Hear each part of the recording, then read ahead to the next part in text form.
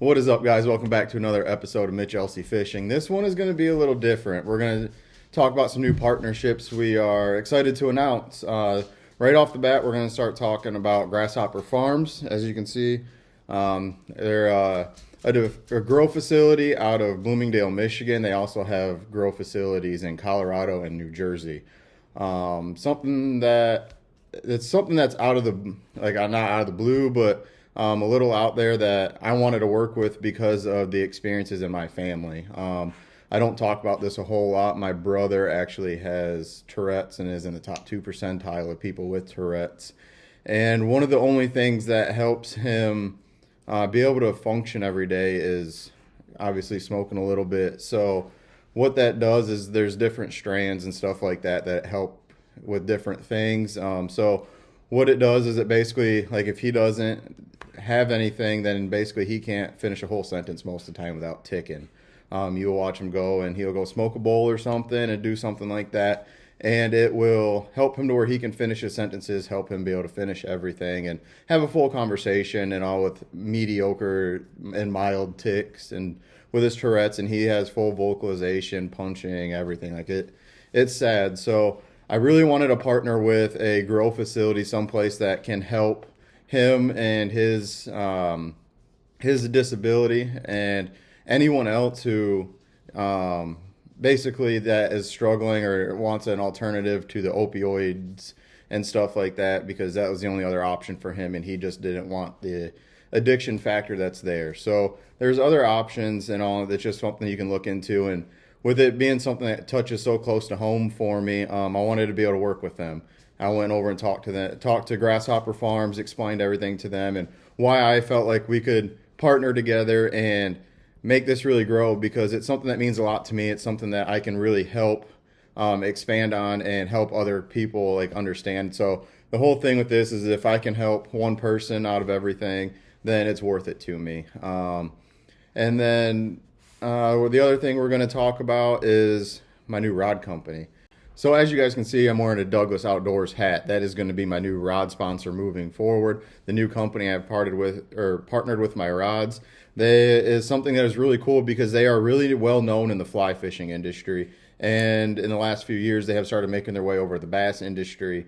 And they absolutely understand the bass. They understand that you got to have a good spinning rod and a good casting rod. There's a lot of these companies out there that don't have good rods on both sides, good quality rods. Like, you'll have a really good spinning rods, or you'll have really good casting rods, but there's not a lot of companies that have that aspect where they understand that you got to have both of really good rods in both areas.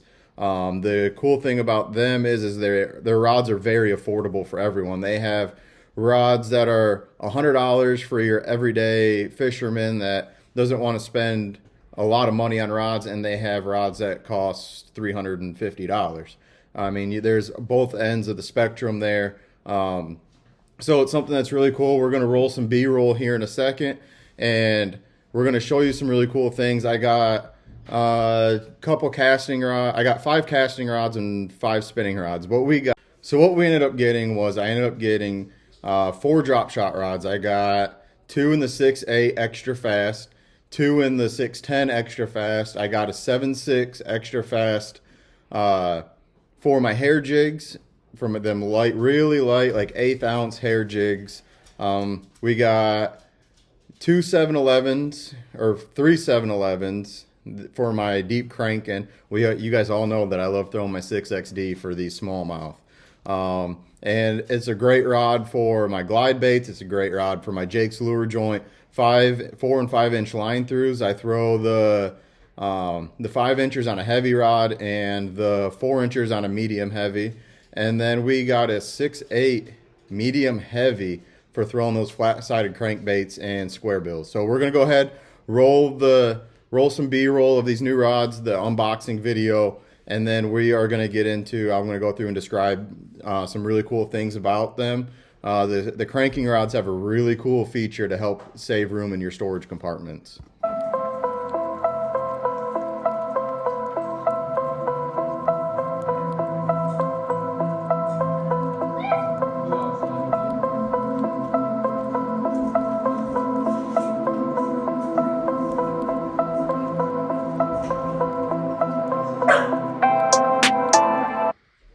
right, guys, so we're going to start breaking down each rod and what they are.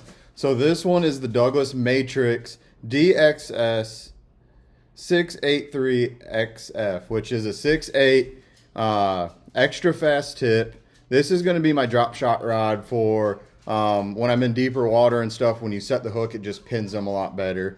I'm really excited to use this. It is very light. It's probably one of the lightest rods I've ever held in my hands.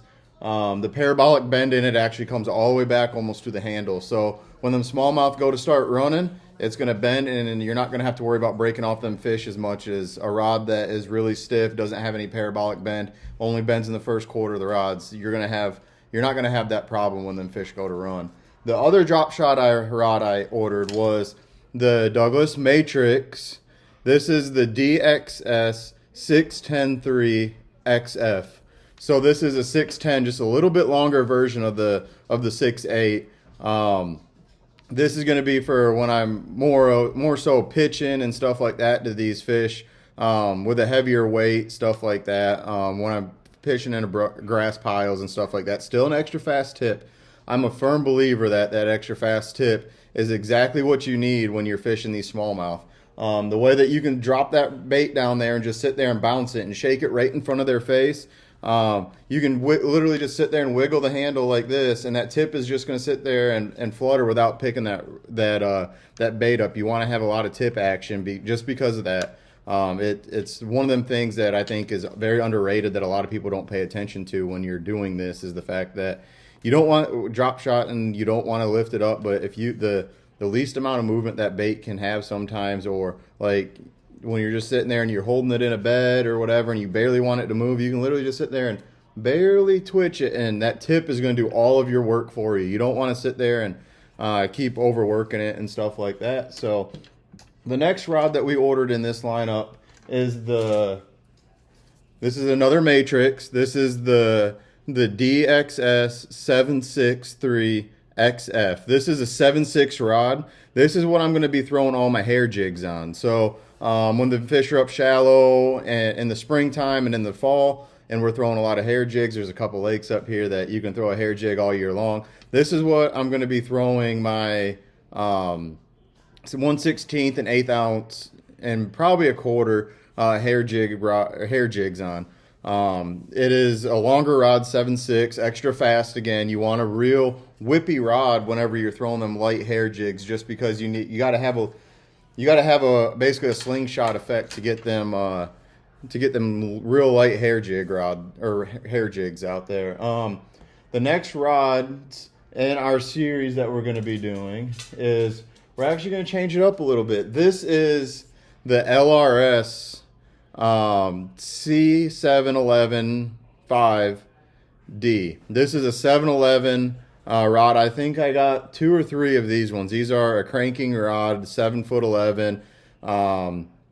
This one is going to be for my probably like my 6XDs, stuff like that. It is a medium heavy, I believe. But one of the cool things about this rod that I really enjoy, so you guys know I do a lot of traveling, and like sometimes my rod tubes, the rods are a little bit longer, you can't get as many in there, stuff like that. The best thing about these longer rods that Douglas makes is the handles come off. So I can take these rods, all the blanks, stick them in my freaking rod locker or in my rod tubes, whatever, and save myself a lot of room without having to worry about rods breaking, stuff like that. And you can literally stick it in there. You stick it in at a 45, turn it in there, and that thing locks in there, and it ain't coming out. This is probably one of the coolest features that Douglas has. Like, this is one of my favorite rods, and I was really excited to do this. Like you guys know, I love my cranking. It's one of the things that I've gotten really good at the last few years, is deep cranking for these smallmouth. Which is why we also we went to the Matrix, back to the Matrix. We got this is the DXC 711-6 FD. This one is a heavy rod. This is going to be for my 5XD, or my 10XDs, my 8s and 10s, my Alabama rigs, my glide baits, and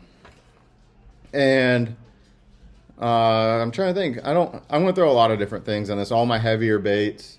The same thing where I put this one together. The same thing. The handles come apart. They're gonna go right. I'm gonna put all of my handles in my deck system. Probably slide the rods, the blanks into my rod tubes, and then I don't got to worry about it. I don't got to worry about them breaking in my rod locker. Obviously, a lot of people know that your rod lockers are only about 8 foot to 8.5 foot on one side, and then the other side is a little bit shorter. So by doing this, I can stick them on either side of my rod boxes, and the rods are going to fit. I think my driver side rod box is just under 7.6. I can't fit a 7.6 spinning rod in there. I have to put it in the other side. But with doing this, I can exchange everything the way I want. And then the last and final rod we have in the lineup is we got the Matrix DXC 685XF. This is going to be the rod that I throw all of my flat-sided crankbaits on. It is a medium heavy, extra fast tip. We're going to be throwing all of our square bills, our flat-sided crankbaits, probably a little bit of rattle traps and stuff like that.